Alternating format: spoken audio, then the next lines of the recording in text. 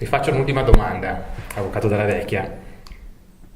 Il suo profilo, ecco, anche professionale, era inusuale come presidente, come anche dirigente, potremmo dire, ecco, di un consorzio di bonifica.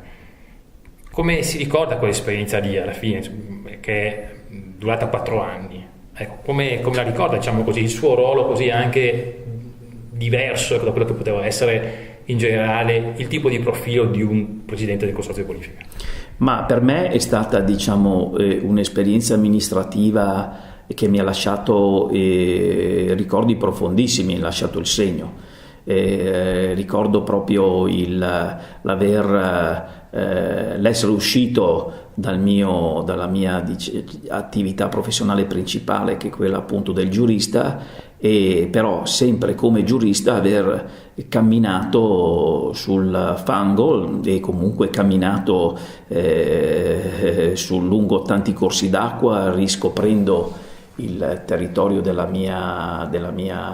realtà in cui vivo e capendo le straordinarie ricchezze che ha questo territorio, che ha l'acqua. Quindi è stata una esperienza molto difficile, ma a contatto con anche dirigenti ambientalisti come quelli che ho nominato, e poi le tante persone che ho conosciuto,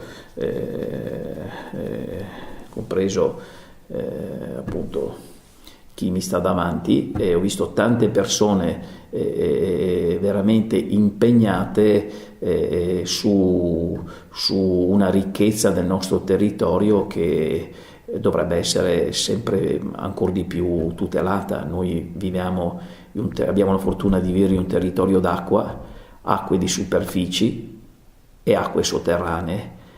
Una ricchezza d'acqua che dobbiamo preservare sicuramente per le generazioni future, e che ho avuto la fortuna di vedere in tutte le sue forme, sia negli aspetti positivi, quindi l'acqua a fini potabili, l'acqua a fini irrigui, l'acqua a fini ludico-ricreativi, per la pesca, per l'utilizzo di corsi d'acqua,